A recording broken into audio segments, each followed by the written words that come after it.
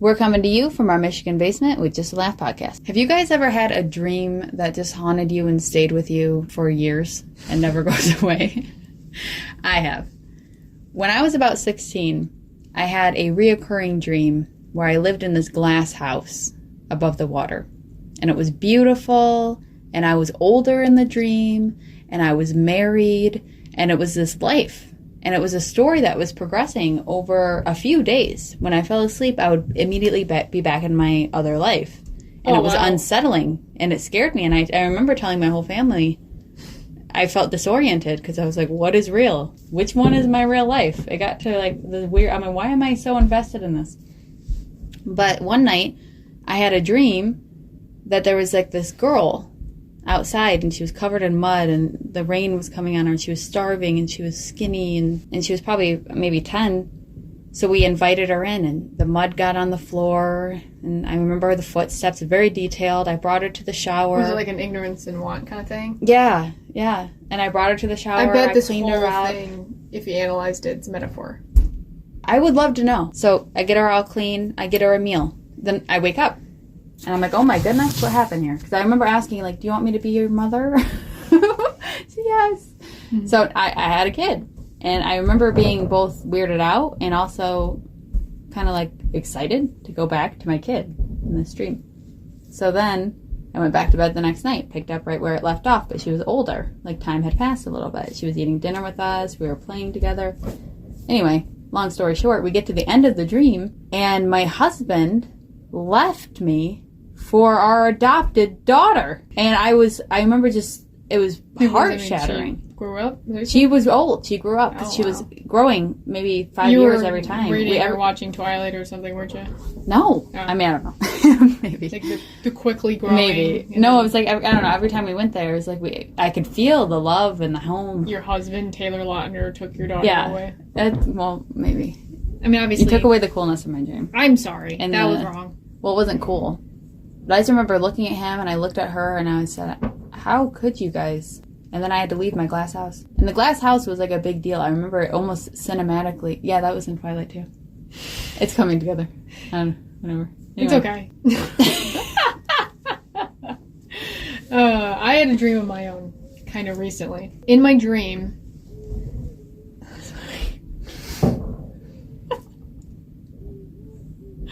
I can't with this kid singing. We've been into that. I thought it was Rosalie. Oh my gosh. One of Juju's kids is singing. We can hear him. It's a kind of funny. So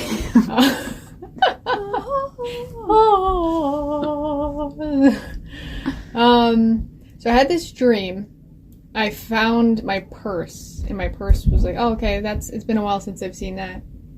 I look into it, and there's money in it. How much? Then a lot of money. And then I remembered. I was like, I pulled it out, and I was like, look, hundreds and hundreds of dollars of bills. I was like, that's right. My parents gave me the bill money to hold on to. And we all forgot about it. Like, we were all, you know what I mean? Like, we forgot about it. Like, we didn't even know we had this money. It wasn't like we were looking for it. It was lost, and we forgot. So I'm like, oh my gosh, this is the bill money. And I'm showing them around. I'm showing my mom. I'm like, look at the bills, the hundreds and hundreds of bills. She's like, yeah. It probably sounds like I have, like, concerns about bills. I really don't. I think it was because in my dream, it didn't start off, you know how, like, your dream kind of, like, the story unfolds a little bit for you? Because I think I just found the money, and I was like, this is a lot of money. And I think in real life, usually when I see that much money, it's bill money. You know, it's like on the table, and there's stacks of hundreds. So I think after I saw, like, I was counting, like, hundreds and hundreds and hundreds. You said, this must be bill money. Yeah, my mind was trying to make sense of it. I was like, oh, this is the bill money. Anyway, whatever. I wake up. Eventually I tell my mom, like, yeah, I had this dream. And then I go downstairs, and I'm picking my clothes out. And there's, like, a couple different dresses, and I'm, like, flicking through them. And then there's a pocket. And I feel it. And there was hundreds and hundreds and hundreds of dollars. And I was like, we're millionaires. No. It was like $20-something. So, whatever. But the thing is that, once again, I did not remember having that money. I didn't know I had it. It was gone. Did you check the pocket because of the dream? No. That's the other thing. I was like flicking. And then I felt like this in Crunch. the I know crunch. that feeling. Yeah. And I was like, what? But it's just weird. It's right after my dream of like finding money. I don't normally find money in my clothes. But remember that time when we went to the antique store? Yeah. And I was like, yeah, I probably have like $40, whatever. And then Oh, yeah. we were getting That's when we got our Sergeant Pepper statue thing. And I look in my purse and I'm like, oh, I guess I didn't know how much I've been spending my money. I'm guessing it was during that time that I must have put some of it in my pocket. It makes That's more sense. the best. Finding money is just the best. Because it's free in my head. It doesn't matter. One time when Joe and I were first starting out and we were very, very tight financially, I found $100 in the dresser drawer and we screamed and jumped around. Oh, that's amazing. We couldn't believe it. Yeah. I put it in there a long time ago as an emergency backup and we were like, I think we should do that more often. I do, Hide actually. bills to forget about. I do. I actually do that on purpose. That's basically what your shop is at this point. I know. I don't even know if she makes a profit. She's very vague about it. I do. I feel like she just spends all of her money on lotion just so she can make the same money back later. Okay, no. It's like putting it in the bank. I don't know if they know I have an Etsy shop. Juju has an Etsy shop. She sells lotions, chapsticks, Soap, bath salts, candles, bath bombs, candles, right? wax melts. Yeah. Custom Anything. gift boxes. Pretty much most self-care stuff.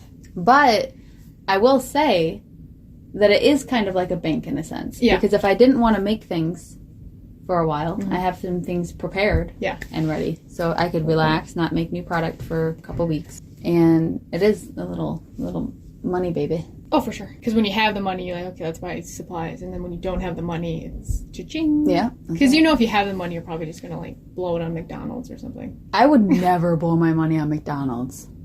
Never. Never. Ew. You guys, are we still eating McDonald's? Is this happening? It's like do people do that? Chum bucket. Oh my gosh. SpongeBob. I'd rather eat at the chum bucket. At least, anyway. I'm sorry, you guys, but McDonald's is a no-go. It's just a no-go. Nothing, actually fast food is almost a no-go, but McDonald's is a no-go. Probably certain. And I also don't want I don't want to sound like I'm fancy or anything, because I'm not choosing real restaurants over fast food. It's not like I'm choosing, I'll cook at home rather than eat that slum. Even at the fancy place? What's a fancy place? Just like, I don't know. Anything. Applebee's. Oh, no. I'm just saying, just fast food. Some people say, I don't like fast food. I'd rather go to Applebee's. I'm not saying... You would just rather have home cooked. I would rather cook at home. Get stomach aches from it. I never feel good. There's certain places... I don't mind Culver's. Culver's is good. There's a few places. Burger King's horrible. McDonald's horrible. Yeah, Burger King messes me up. I'm like, oh. Burger King is not right. Joe finally learned, I think. I don't know if he learned. There's something in that. There's something wrong with it. Careful, guys. There's been several events ruined by Joe deciding he thinks he can tolerate Burger King, and he can't. It's just poison. I don't know. I don't mean to talk businesses, but I do. Taco Bell can be okay. It's really a hit or miss. Wendy's isn't that bad. I do notice some things. I feel like the bread's stale. Pretty gross. I don't know what's up with that. It might be the lettuce or something. Most places don't have lettuce, but fast food places like McDonald's and that's a good point. Arby's. Arby's is good usually. Yeah, because they're smart too. Sometimes their fries can be stale, but my husband is working on a new video game called Enchanted. It's about a little witch. Did you guys check to see if that's taken yet? Yeah. Okay, cool. It's not. I warned him. I was like, that might be taken. Yeah, we got a little scared. Joe came up with that, and I just assumed it works with the plot. Go ahead. It's about a witch who is not very good at casting magic. And she casts the magic, and I can't talk. Can you do it? So she's not very good at like casting spells. So when she tries to cast the spells, it accidentally bounces, I guess, on her. I don't know what she's trying to do, but whatever it is, she like kind of curses herself. So when you're playing the game, it's like a little pixel witch running around. That Belle's made. That I made. It's so cute. So yeah, we made this little pixel witch, and she runs around. But each time you die in the game or enter a new level, you have a different thing, almost like an ability, where your character is, because you're jumping on these blocks, and now your character is either like heavy or you can do a double jump, or kind of like float. So there's these different, or normal. There's all these different options, but the idea is that she's cursing herself by accident. So every time she has a different curse upon her. And she gets kicked out of her hometown because everybody's sick of her. Like, what is it? Like a institute, school? We didn't get that far yet. We got to work on that still, and she's going to make the cartoon for it. I think it should be like an all-girls witch school. Oh, that's cool. And they're like packing her bags. I imagine her just walking out of the gate with her suitcase, because there's different biomes in different areas, so she's traveling. We're still working on it. Yeah, there's a lot to do, but it's really fun. Bells is making the backgrounds. It's all hand-drawn art. Yep. It's going to be good fun. We added different music to each levels. My kids are helping. Trying to make it creatures, bad guys. As human as possible, I think. Our celebrity of the day is Zendaya. Zendaya. She's pretty cool. I think she's cool. I like her. She seems nice. She seems down to earth. Funny. Confident. Yeah, she really seems like she's got it figured out. I don't think she's ever done anything that I've ever heard of, like, controversial. I know. She's really figured it out. And I know, like, her and Tom Holland is supposed to kind of be like a... I feel like they might be, like, trying to overdo it to draw us in. It's working, though. I'm obsessed. Oh, the power couple? Yeah. I think they're genuine. I think they know. seem pretty genuine. They look like they really like each other. They're, like, getting married. Are they married yet? You told me they were. I don't remember if they were. Are they engaged even? I missed the whole thing. I think they were engaged for sure. That's a bummer.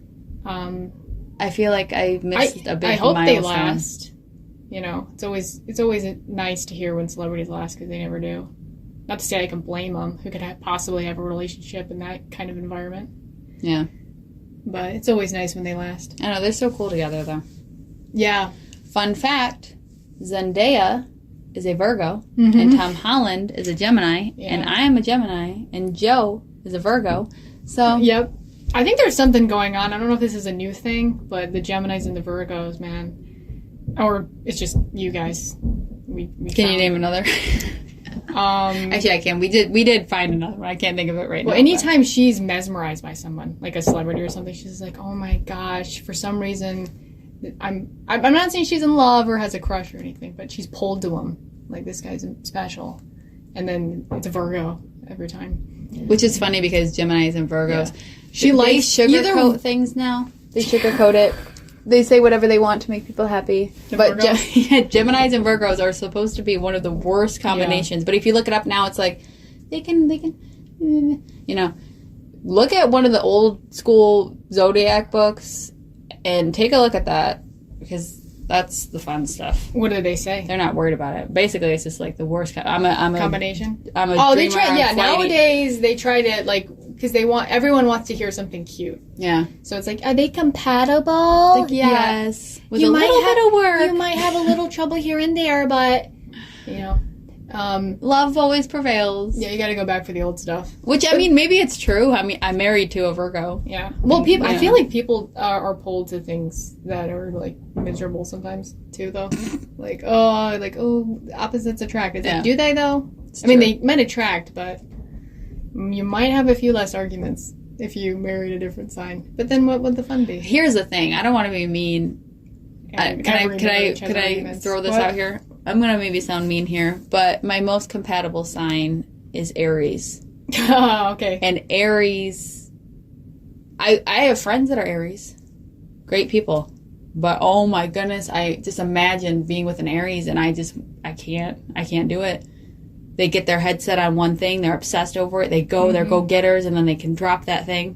Which I guess maybe that's why Geminis have, but they are intense. I don't know, almost like, I don't know how to say it. It's good for them. They're super intense, super driven, all that stuff, but they can block the world out and just, that's their thing. Oh, you're here?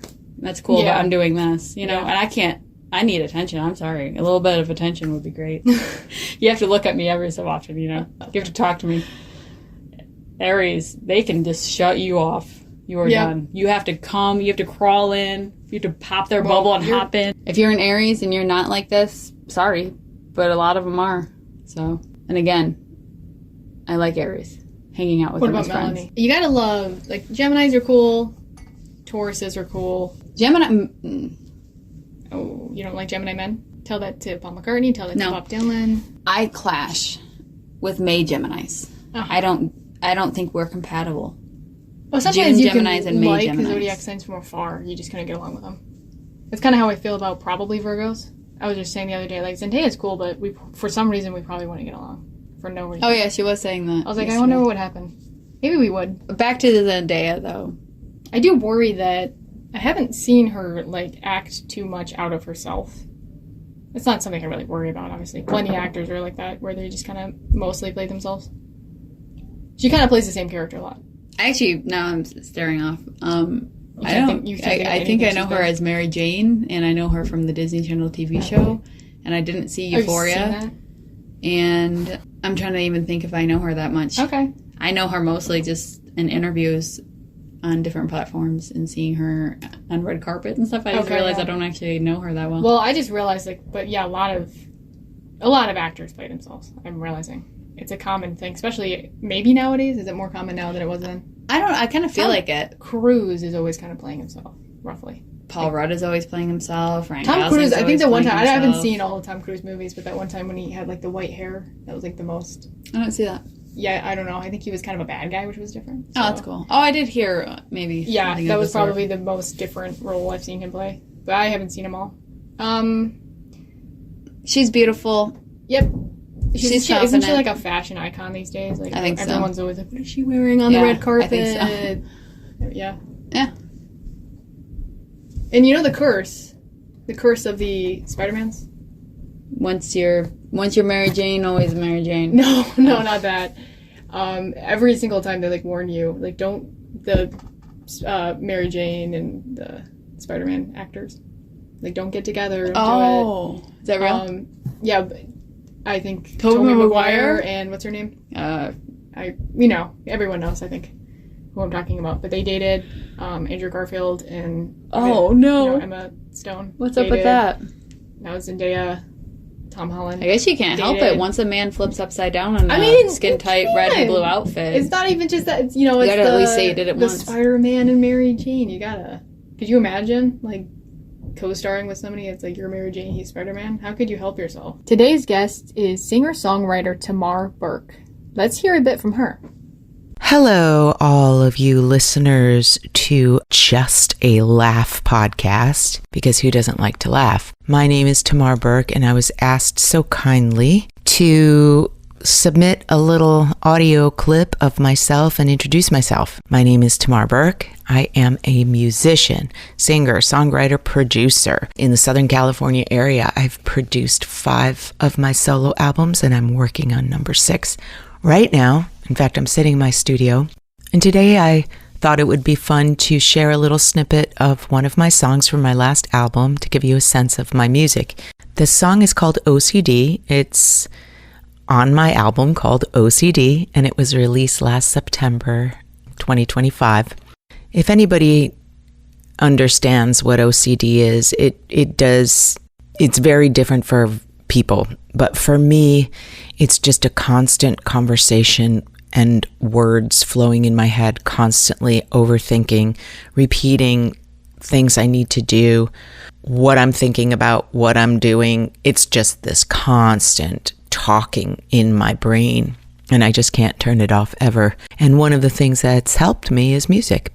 And so I thought, is it too weird to just write a song called OCD? So I didn't know I was going to title it that, but then I started writing it, and the first line of lyric came out. I got OCD. OCD.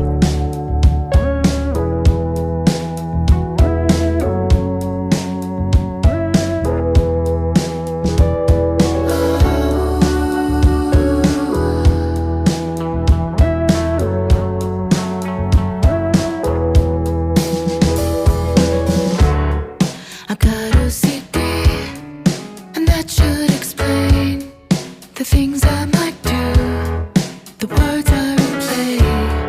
But maybe today I went too far. I'm going over and over and over.